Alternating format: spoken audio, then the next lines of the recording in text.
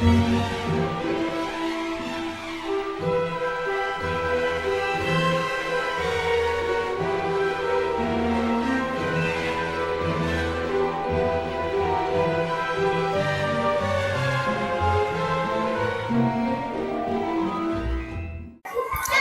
name is Harshan, and this is my friend Gautam. Today we're going to do our two experiments for the properties of air.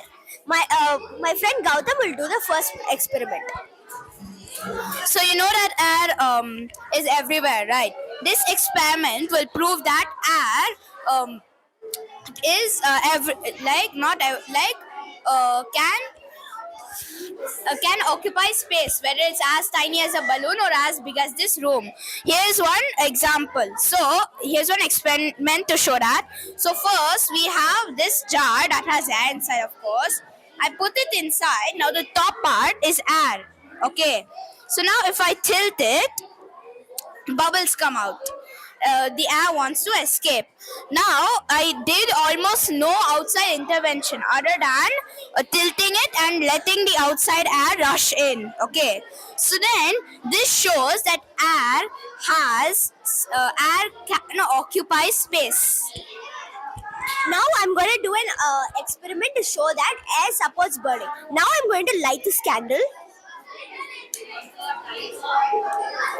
Now as you can see, it is burning due to the oxygen in the air. Now I'm going to cover it with a jar. So now when I cover it with a jar, the jar cuts the axis between the outside air and the inside air.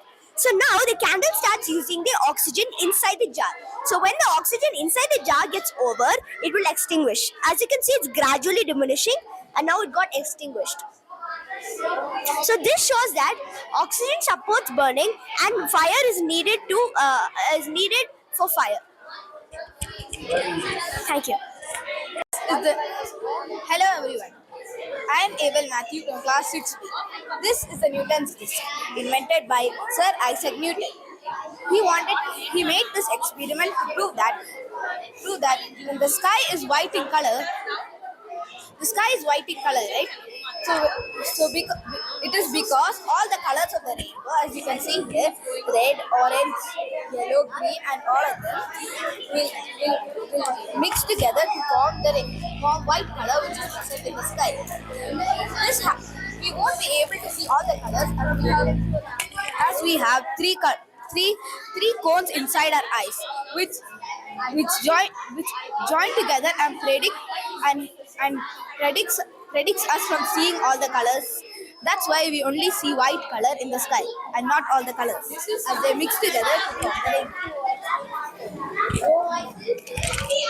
Thank you. Okay, come on, boy. This is What's your name? My name is Aditya. Good morning, sir. Today I'm going to explain about my experiment named Newton's disk. Newton's disk works on the principle of light dispersion. Light dispersion is the process of white light being separated into individual colors of a rainbow. Before I start my demonstration, you can see that all the 7 colors are present on the Newton's disk. Now I will start my demonstration. When the disk is spinning quickly, all the colors fade into white. This happens because our human eyes cannot distinguish the different wavelengths of each color when they're spinning at high speed. This phenomenon is called persistence of vision, also known as optical illusion. When the disc mixes all the different wavelengths of colorful light together, this is called color radiation. I would likely introduce the history of Newton's disk too. The Newton's disk is discovered by Sir Isaac Newton, who discovered the primary colors that are red, orange, yellow, green, blue, indigo, and violet. The application of Newton's disk is a practical way of experiment to show white light and its colors. Newton invented the disk to show the proof that white light has all the different colors of the rainbow. Thank you and have a nice day. Hello, my name is Pushpaja, and today I'm going to explain about electricity. So, when you on the torchlight, in a torchlight, you have a small bulb and a glass covered with it. So, on a body of a torchlight, you may see a switch. A switch lies between on and off position. On and off position, and whenever you on the torchlight, you feel the electricity passes through it and makes the bulb glow. So this is called electricity or electrical current. So now my friend Navya is gonna explain about sources of electricity. Hello, sir. Hello, ma'am. I'm Navya, and I'm going to be talking about sources of electricity. As you know, electricity comes from a variety of sources like batteries, power stations, etc. The electricity you use in your house comes from power stations. These power stations are situated near highly windy areas, rivers, waterfalls. We construct dams on rivers and waterfalls. They produce electricity, which is known as hydroelectricity. We place windmills in highly windy areas, which is also going to produce electricity. Now I will talk about a battery. This is a battery. It is a combination of at least 2 to 3 cells.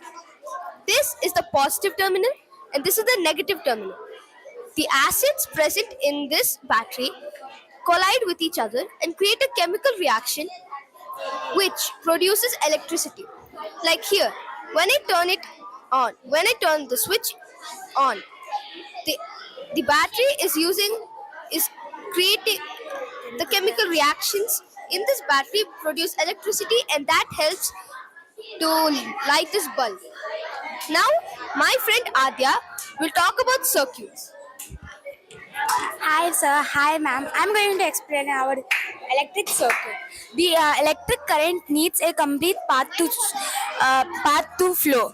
This complete path is known as electric circuit. The circuit is made up of several elements such as a bulb, battery, and a switch. They are connected through wires. The If there is no break in the wires, it is known as a closed circuit or a complete circuit. If there is a break in the wires, then it is known as a broken circuit or open circuit. Thank you. Can anyone tell what is the difference between current and voltage? Current and voltage. Study. Voltage is the measurement of voltage is the I think it's the measurement of how much intensity is there of the electric current, and that's ammeter. Electricity, a meter. Okay, what is the voltage that we use at home? How much voltage do we get at home? I guess 220 to 240. Start. My name is Paramjit from class 6B. Okay, me and my friend are going to explain molecules. Molecules, solid, liquid, gas. I am going to explain solid and liquid, and my friend Ishan is going to explain gas. Solid. Molecules in solid are tightly packed. And liquid. Molecules in liquid are loosely packed. Okay. Example of solid are your phone, bench, table, chair, and etc. Example of like liquid. Liquid. If you pour water in any container, it will take its own shape. Like if you take like in a bucket, if you take some water, and if you take if you pour that water in a water bottle, and it will take shape like a water bottle. Okay, my friend Ishan is going to explain about gas. Today I'm going to explain about gas. The molecules in the gases are less tightly packed, hence it allows the gases to move freely. There are two types of gas, transparent and translucent. The transparent gas examples are air and oxygen. Translucent is fog, mist, and etc. etc. Thank you. Very good. Very good. Keep it up. Good afternoon. Good afternoon, everyone. My name is Chanakya. Today I am going to explain about magnets. Pick any chit. Yes. Yeah. Oh no, pick again. Again, pick again. Oh no. Okay, poles of a magnet. So there are two poles for a magnet: North Pole and South Pole. The the North Pole and the North Pole and North Pole do not attract. Same poles do not attract. As you see here, they repel instead of attracting. But because the same attractive powers do not attract, different attractive powers they attract. See, this is North Pole and South Pole. They attract. So yeah, as you know, these are the poles of the yeah poles. Like poles repel, unlike poles attract. Thank you. And this is Sejal, and me and Sejal are going to explain about the parts of a leaf and parts of a flower. So, this flat green part is known as the lamina, and the main vein which goes to the leaf is known as the midrib. The small stalk which connects the leaf to the stem is known as the petiole, and the small lines are the veins. Now comes the flower. Flower has four main parts, which is sepal, petal, stamen, and pistil. Sepal is the green leaf which protects the flower from the bud stage. Petal is also known as the color modified leaves. Inside these are stamens and pistil. And stamen has two parts, anther and filament. And pistil has three parts, which is stigma, style, ovary. Stigma helps in pollination. Style connects ovary and stigma. Inside ovary there are ovules. When the flower modifies, the ovary becomes the fruit, and ovule becomes the seeds inside the fruit. Now I'm going to explain about pollination. Pollination is when the pollen grains from the anther reach the stigma of a flower. There are two kinds of pollination: self-pollination and cross-pollination. Self-pollination is when the pollen grains reach the stigma of the same flower, which is of the same kind. And cross-pollination is when the pollen grains reach the flower of a different kind. And these are the agents of pollination. These help in both self-pollination and cross-pollination. Thank you. So all flowers have the same. Some flowers only have the female one, and some flowers only have the male one, and some have even both. Yeah, this is the hibiscus which has both of them. Thank you. Hello, good morning. My name is Anish S. Kanan. Today I am going to explain about nan forms. Nan form. The nan form of desert, Rajasthan. In Rajasthan, there is very scanty of water. In some parts of deserts, there is a water called oasis. Oasis when palm trees go. The houses of Rajasthani means Manwadi people, it's like this. Because they knew in desert enough. The camel is known as the ship of the desert, as you know.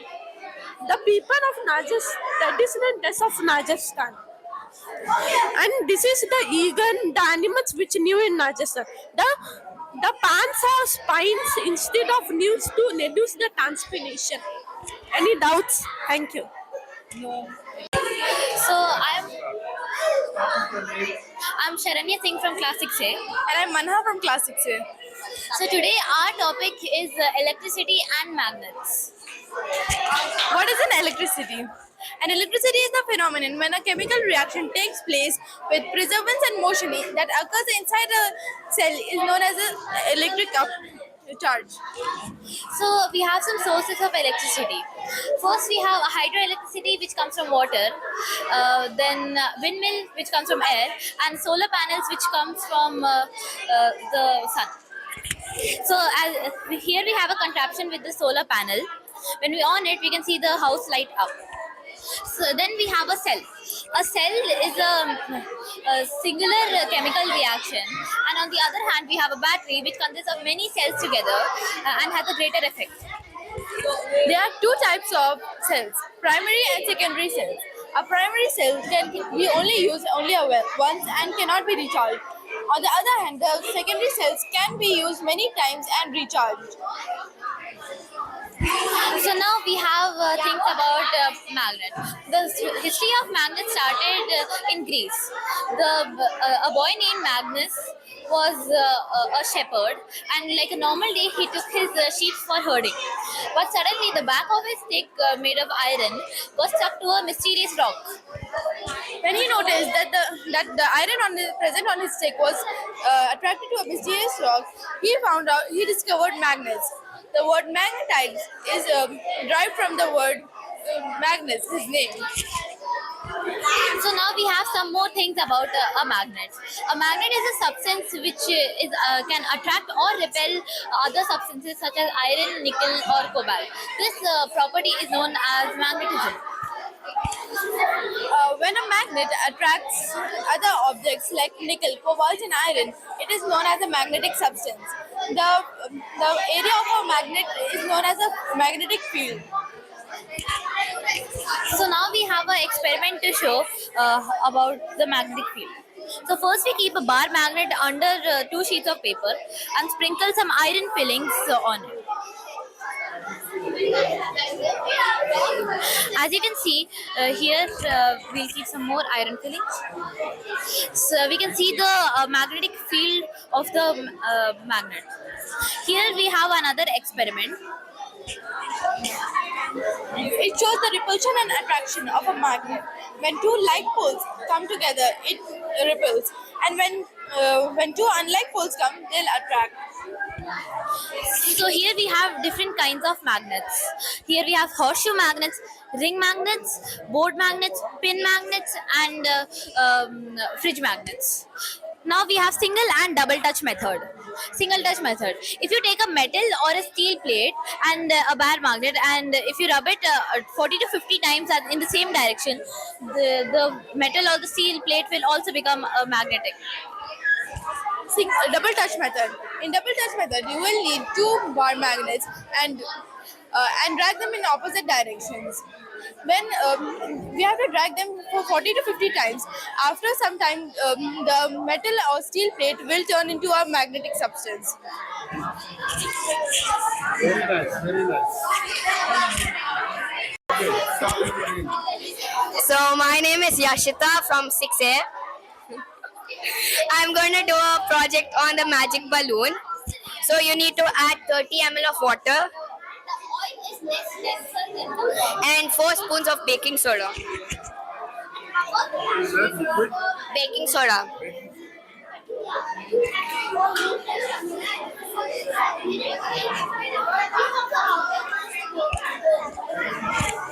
And you need to mix it.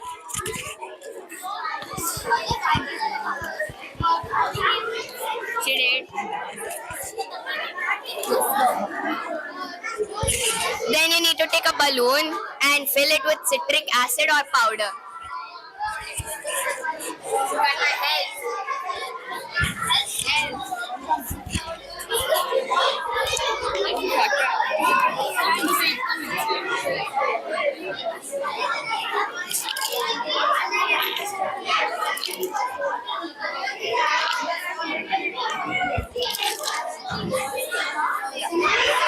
And then you need to put it on the flask.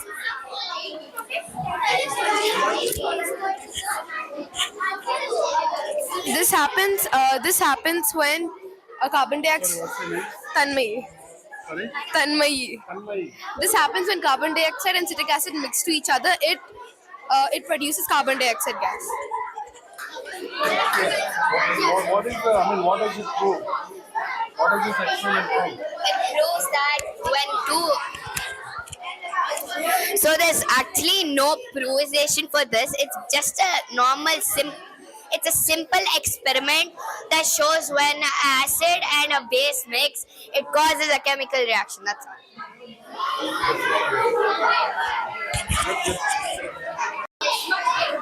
So today we are going to tell about miscible and immiscible liquids. So my name is Janvi. My name is Eva. So we take a glass of water and then we add some vinegar. A bit. And then we mix it well. You don't see any separate layers formed, right? It's like you don't see any separate layers formed. So, but we'll take some glass of water. Then we add oil,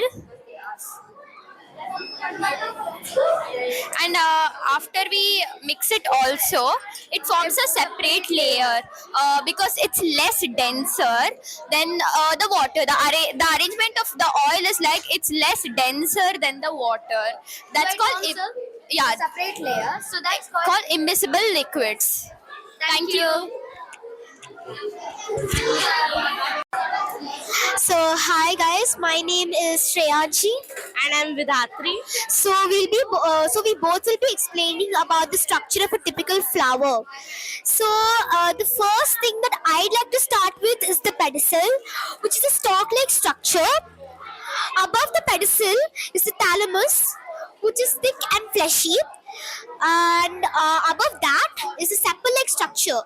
So it's most usually green in color. It forms the outermost wall of the flower.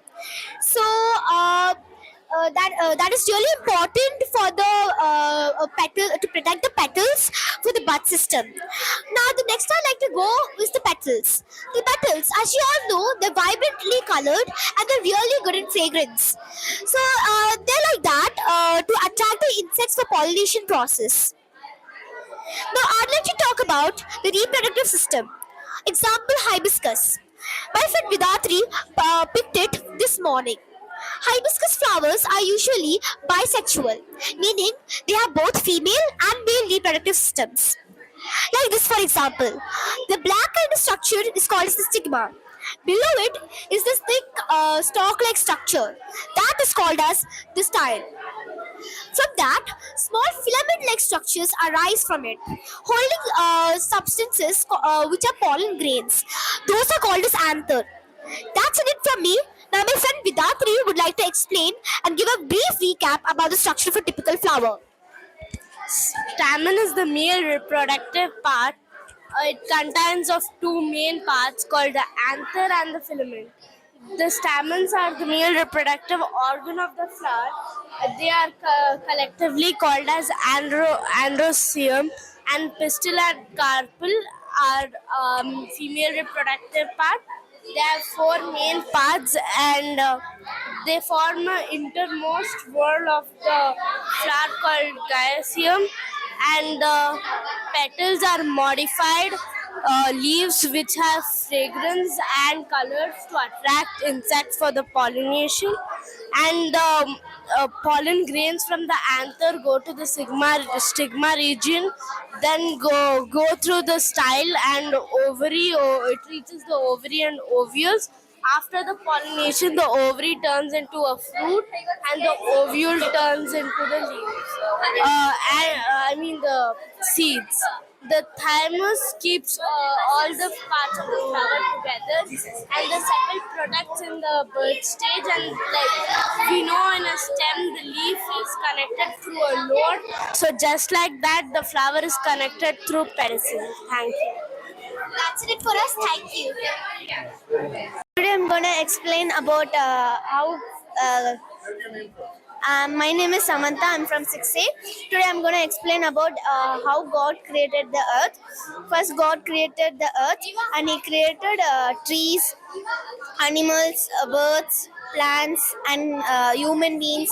And He thought the earth was very darkness. So He thought in day He kept the sun, and in night shining stars and the moon. And he created many things. Thank you. Good morning, everyone. Here I'm Sanhita. I'm going to explain about three-dimensional shapes. Here we have a cube. Cube has 6 faces. 12 edges, and 8 vertices. Then we have cuboid. Cuboid is the same, so no need to explain. We can move on to the next one. Next we have a prism. Prism has 5 faces, 7 vertices, and 6 edges. We have What is the vertex? vertex is the one which the pointed in the edge. Here we have a prism. Okay. Here we have a square. pyramid. Square pyramid because it has the square shape in the between, and it has five faces, five vertices, and six edges. Here we have triangle pyramid. It has four faces, four vertices, and six edges. Thank you. Morning. Hello everyone and good morning. So my name is Pavanya. My name is Meghana. So today we are going to explain about pattern with matrix. So in pattern with matrix, we are like if you want to find the one pattern, we need three matrix. So if you want to find the like 19th pattern, we can't do like we can't count one by one. So the easy formula is we can just multiply 3 into 19 plus 1 is equal to 58. We need 58 matrix to find the 19th pattern. So I'm gonna be using real mastics to form a larger number. So we'll take the formula here 3 into n plus 1. So we basically, the 3 is the number of sides that the triangle has. So we take a very big value, that will be 100. So we'll do 3 into 100, that will be 300, and we add 1 to make it even. So it will be 301. It takes 301 matchsticks to make a triangle. Thank you. Will you come? Good morning. My name is Shireen. I'm going to explain about waste management. Waste management. Waste management. There are three kinds.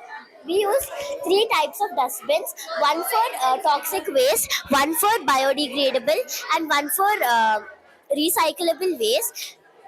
Toxic waste includes waste from hospitals and expired syringes, etc., which can be hazardous. And biodegradable waste includes the waste which can be decomposed by different organisms. Recyclable waste is containing of sorry. My name is Abhigya. I'm talking about recyclable waste. Recyclable waste contains of glass, metal, and plastic materials.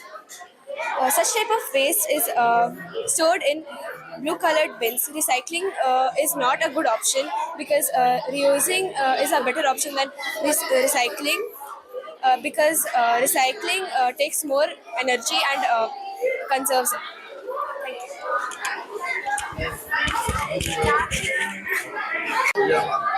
So in the first, I'll be explaining about. My name is Dwani from 6B, and today I'll be explaining about the seed germination. In the first, a seed will be planted in the soil, and with few conditions such as air, water, and sunlight, the seed starts growing into a small baby plant with roots in the soil. After a few days, the seed becomes a baby plant, and after that it becomes a fully grown plant. This is the first stage. This is the second stage where the roots emerge and the baby plants come out.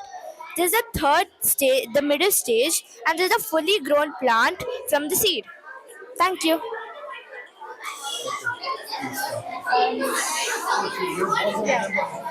What's your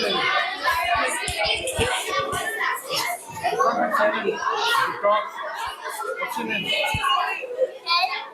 What's your name? Not asking any tricky question. Asking your name. Speak. Can you show something? Okay. Thank you. My name is Harshit. I want to explain about junk food. My name is Harshit. I want to explain about junk food. Junk food causes some fats. Junk food causes some fats, etc. It may make our body more weight, and it is not healthy for our body. My friend will explain about chocolate. My name is Mohit from 6B. I'm going to explain about chocolate. Okay, chocolate is so harmful for our body.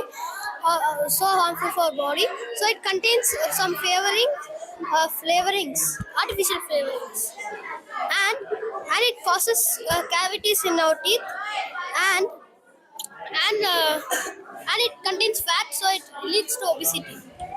Swara is going to explain about that. So is dark chocolate good or bad? If it contains artificial flavorings, it is bad. It's bad. Hi, good morning. My name is Swara, and today I'm going to explain you about artificial disadvantages of junk food. The disadvantages of junk food are that they are high in calories and low in nutrition, and they can cause many lifestyle diseases such as diabetes, sugar, obesity, overweight, etc.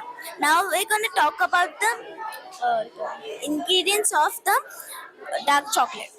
The ingredients of the dark chocolate are cocoa solids, sugar, cocoa butter, emulsifiers 322 and 476, artificial flavoring substances like cocoa and vanilla.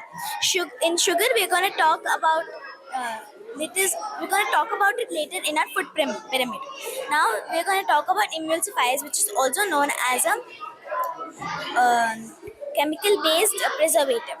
Now, the 322 and 476 are the commonly used preservatives for dark chocolate and chocolates. Now, the artificial flavoring substances like cocoa and vanilla are not natural, they are man made, and they are not good for health, and hence it has some chemicals. Now, we're going to talk about our food pyramid. In food pyramid, here we have carbohydrates. In carbohydrates, there are rice, wheat, potatoes, etc.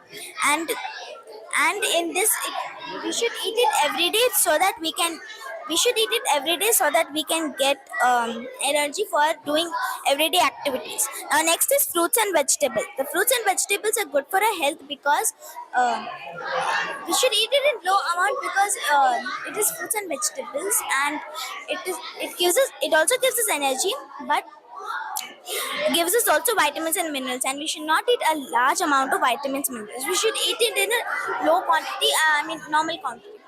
And then the examples are banana, cherry, apple, etc. Now we're gonna go on meat. If you're not a vegetarian or vegan, you can eat this like twice a week, so that you may get muscles and be strong.